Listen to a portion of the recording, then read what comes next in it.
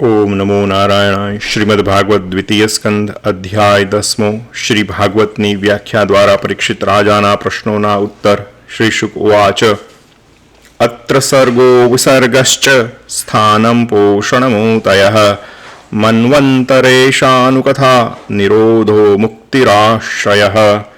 श्री शुकदेव जी बोल्या, आ श्रीमद भागवतમાં 10 અર્થો જણાવાશે, જેમ કે સર્ગ, વિસર્ગ, સ્થાન, પોષણ, ઉતિ, મન્વંતર, ઈશાનુકથા, નિરોધ, મુક્તિ અને આશ્રય.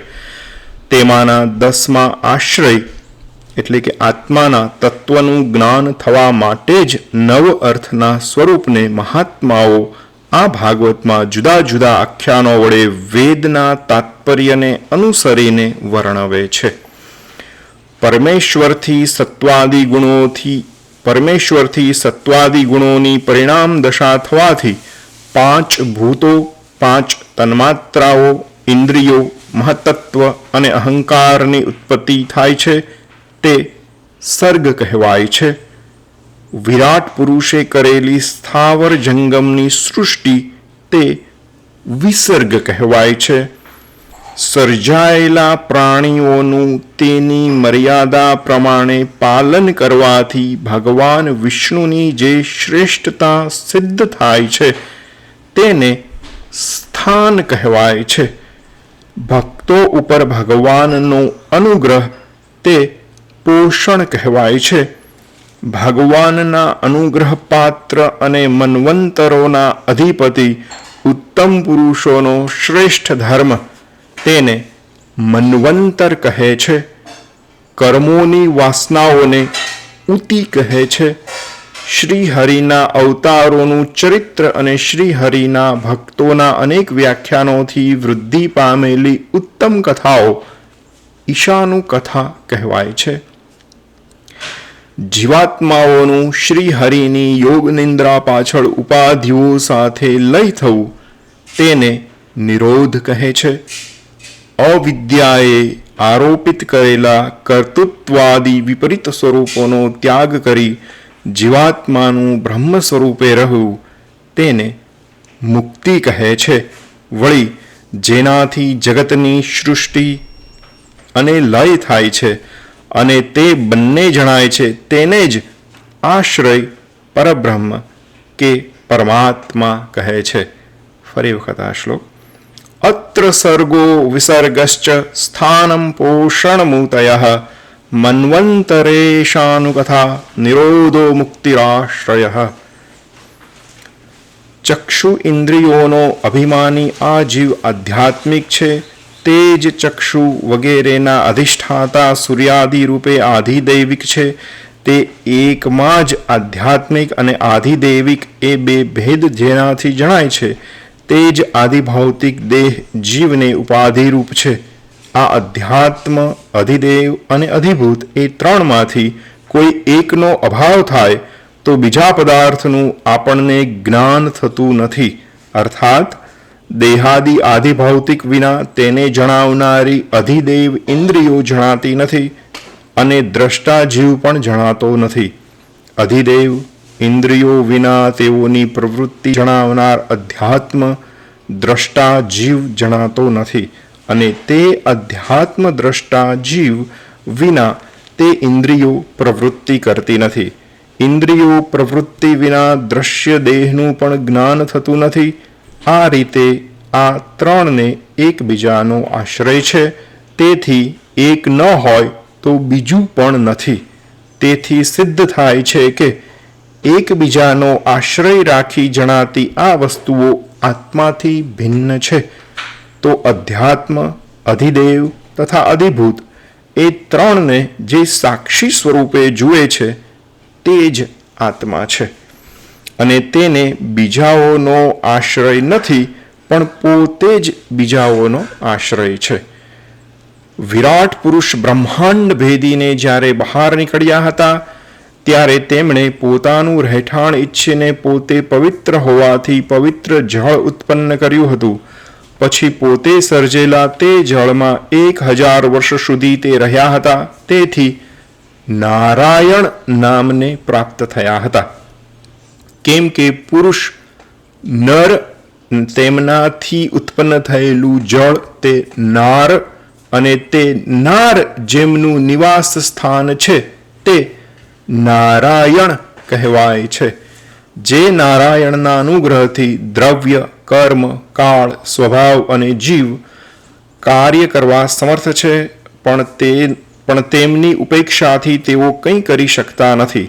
સર્વદા એક સ્વરૂપ તે દેવને અનેક સ્વરૂપે થવાની ઈચ્છા થઈ, ત્યારે યોગ નિંદ્રામાંથી ઉઠી તેમણે સુવર્ણની પેઠે અત્યંત પ્રકાશમાન પોતાના શરીરને માયાથી અધિદેવ, અધ્યાત્મ અને અધિભૂત એમ 3 પ્રકારે સર્જ્યું.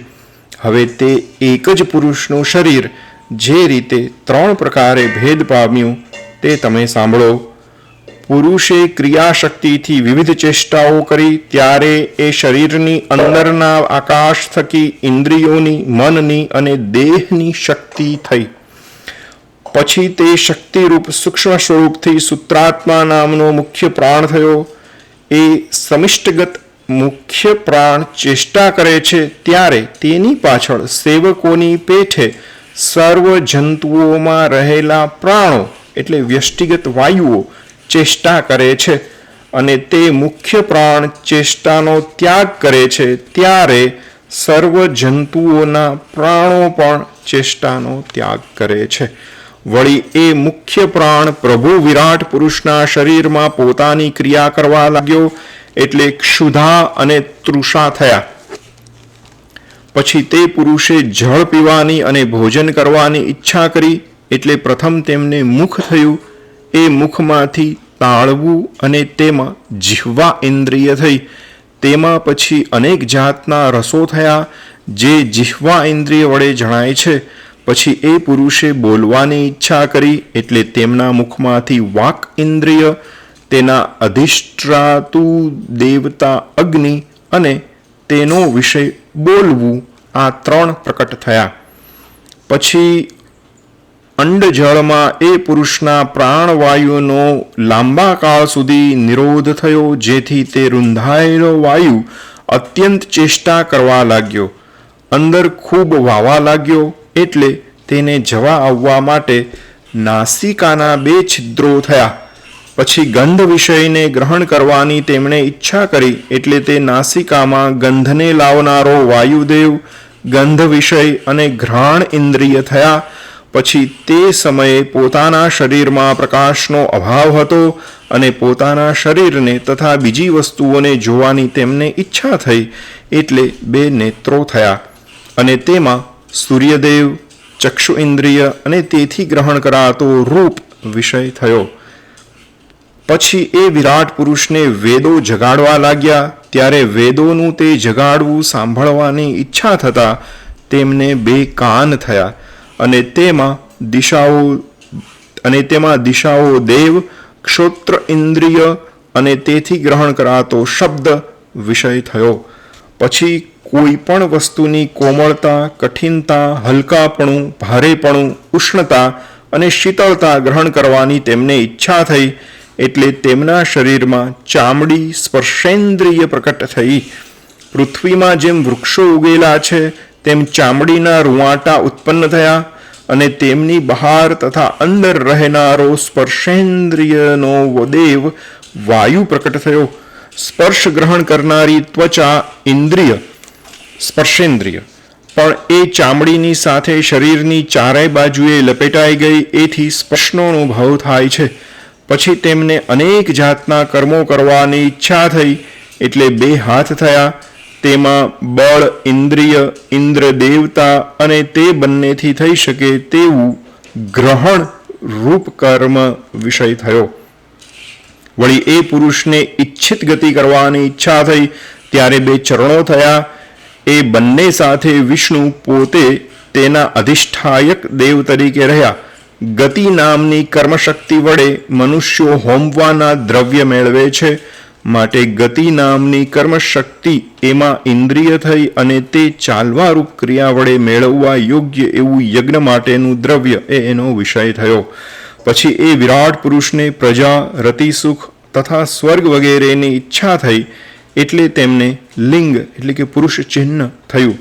તેમાં ઉપસ્થ ઇન્દ્રિય, પ્રજાપતિ દેવ અને તે બંનેને અધીન એવું કામ સંબંધી સુખ તે વિષય થયો. પછી ખાધેલા અન્ન વગેરેના અસાર ભાગનો ત્યાગ કરવાની તેમને ઈચ્છા થઈ એટલે ગુદાસ્થાન થયું. તેમાં પાયુ નામે ઇન્દ્રિય, મિત્ર નામે દેવ અને તે બંનેને અધીન મળત્યાગ વિષય થયો. પછી એક શરીરમાંથી બીજા શરીરમાં જવાની તેમને ઈચ્છા થઈ એટલે નાભિદ્વાર રૂપ જ સ્થાન થયું. તેમાં અપાન ઇન્દ્રિય અને તેનો અધિષ્ઠાયક દેવ મૃત્યુ થયો. તે બંનેના આશ્રયવાળું મરણ એ વિષય થયો. પછી તે વિરાટ પુરુષને અન્નપાન લેવાની ઈચ્છા થઈ એટલે પેટ, આંતરડા અને નાડીઓ થયા. તે બંનેમાં નદીઓ તથા સમુદ્રો દેવ થયા અને બંનેના આશ્રયવાળા તુષ્ટિ અને પુષ્ટિ વિષય થયા. અર્થાત અન્ન લેવામાં પેટ, સ્થાન, આંતરડા, ઇન્દ્રિય, તુષ્ટિ વિષય અને સમુદ્રો દેવ થયા. તેમજ પાન કરવામાં પેટ, સ્થાન, નાડીઓ, ઇન્દ્રિયો, પુષ્ટિ વિષય અને નદીઓ દેવતા થઈ. પછી એ પુરુષને પોતાની માયાનું ચિંતન કરવાની ઈચ્છા થઈ એટલે હૃદયરૂપ સ્થાન ઉત્પન્ન થયું. પછી તેમાં મનરૂપ ઇન્દ્રિય અને મનનો દેવતા ચંદ્ર ઉત્પન્ન થયો. તેનાથી સંકલ્પ અને કામનારૂપ કર્મો થવા લાગ્યા. અર્થાત હૃદયસ્થાન તેમાં મન ઇન્દ્રિય, સંકલ્પ વિષય અને ચંદ્ર દેવ થયો. શરીર પરની સ્થૂળ ત્વચા અને સૂક્ષ્મ ચામડી, માંસ, લોહી, મેદ, મજ્જા તથા હાડકાં આ 7 ધાતુઓ પૃથ્વી, જળ અને તેજમાંથી થયેલી છે અને આકાશ, જળ તથા વાયુથી પ્રાણવાયુ થયેલ છે. બધી ઇન્દ્રિયો શબ્દાદી વિષયો તરફ જ જવાના સ્વભાવવાળી છે અને શબ્દાદી વિષયો અહંકારથી જ સારા સ્વભાવવાળા લાગે છે. ખરી રીતે તેઓ સારા નથી, કેમ કે મન જ સર્વ વિકારોનું સ્વરૂપ છે. એટલે મન પોતે કેવળ તામસી વિષયોના સંકલ્પ વિકલ્પ કરે છે. તેને ત્યાં ત્યાજ્ય કે ગ્રાહ્ય વિષયનો વિવેક જ નથી. તેમજ બુદ્ધિ પદાર્થના જ્ઞાન રૂપ જ છે, પરંતુ પદાર્થના સ્વરૂપને ગ્રહણ કરી શકતી નથી. આમ કહીને સર્વ વિષયો પરનો વૈરાગ્ય સૂચવી છેલ્લે બુદ્ધિનું તથા મનનું સ્વરૂપ કહ્યું છે. આ રીતે ભગવાનનું આ સ્થૂળ સ્વરૂપ મેં તમને કહ્યું. આ સ્વરૂપ બહારના ભાગમાં પૃથ્વી, જળ, તેજ, વાયુ, આકાશ, મહતત્વ, અહંકાર અને પ્રકૃતિ આ 8 આવરણોથી વીંટાયેલું છે.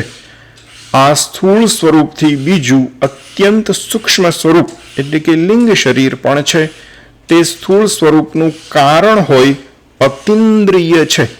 તેથી ચક્ષુ વગેરે ઇન્દ્રિયો તેને જાણી કે જોઈ શકતી નથી, કેમ કે વિશેષણ રહિત, આદિ, મધ્ય અને અંત રહિત, ઉત્પત્તિ, સ્થિતિ અને નાશ વિનાનું સદા એક સ્વરૂપ છે. અર્થાત વધઘટ વિનાનું છે અને તેથી જ વાણી તથા મનથી પર છે. ભગવાનના આ બંને સ્વરૂપો મેં તમારી પાસે વર્ણવ્યા. તેઓ બંનેને વિદ્વાનો સ્વીકારતા નથી, કેમ કે બંને માયાથી જ બનેલા છે. ભગવાન માયાથી પર છે અને સર્વ ક્રિયાઓથી રહિત છે, છતાં માયાથી ક્રિયાયુક્ત થઈ બ્રહ્માના સ્વરૂપને ધારણ કરી વાચ્યવાચકપણે નામો, રૂપો તથા ક્રિયાઓને સર્જે છે. વળી પ્રજાપતિઓ, મનુઓ, દેવો, ઋષિઓને જુદા જુદા પિતૃઓ, સિદ્ધો, ચારણો, ગંધર્વો, વિદ્યાધરો, અસુરો, યક્ષો, કિન્નરો, અપ્સરાઓ, નાગો, સર્પો, કિમપુરુષો, પેટે ચાલનારા પ્રાણીઓ, માતૃકાઓ, રાક્ષસો, પિશાચો, પ્રેતો, ભૂતો, વિનાયકો, કુષ્માંડો, ઉન્માદો, વેતાલો, યાતુધાનો, ગ્રહો, પક્ષીઓ, મૃગો, પશુઓ, પહાડો, સરકીને જનારા પ્રાણીઓ અને બીજા સ્થાવર જંગમ 2 પ્રકારના પ્રાણીઓ તથા જરાયુજ, અંડજ, સ્વેદજ અને ઉદ્ભિજ એમ 4 પ્રકારના પ્રાણીઓ એ સર્વને ભગવાન સર્જે છે. હે રાજા, ઉત્તમ, નીચ અને મધ્યમ આ સર્વ જાતિઓ પુણ્ય પાપ તથા પુણ્ય પાપ મિશ્ર કર્મોના ફળ છે. હે રાજન, સત્વ, રજસ અને તમસ એ 3 ગુણો છે. તેથી અનુક્રમે દેવ, મનુષ્ય અને નારકી એમ 3 ગતિઓ થાય છે. તેમાં જ્યારે એ 3 ગુણોમાંનો કોઈ એક ગુણ બીજા 2 ગુણોથી મિશ્ર થઈ દબાઈ જાય છે ત્યારે તે 3 ગતિઓ પણ એક 3 પ્રકારની થાય છે. જગતનું ધારણ તથા પોષણ કરનારા તે જ ભગવાન વિષ્ણુનું સ્વરૂપ ધારણ કરી જગતનું પોષણ કરે છે અને તિર્યંચો, મનુષ્યો તથા દેવોના અવતારો લઈ જગતનું પાલન કરે છે. પછી પ્રલયકાળના અગ્નિ તથા રુદ્રનું સ્વરૂપ ધારણ કરી પોતે જ ઉત્પન્ન કરેલા આ જગતનો વાયુ જેમ મેઘમંડળનો નાશ કરે તેમ નાશ કરે છે. હે રાજા, પરમ ઐશ્વર્યવાળા ભગવાન એ રીતે સ્રષ્ટા, પાલક તથા સંહારક સ્વરૂપે મેં તમારી આગળ વર્ણવ્યા. પરંતુ તેમને મોટા વિદ્વાનો પણ કેવળ અમુક સ્વરૂપે જ જોવાને યોગ્ય નથી, કેમ કે આ જગતની ઉત્પત્તિ આદિ કર્મમાં પરમેશ્વરનું કર્તાપણું છે જ નહીં.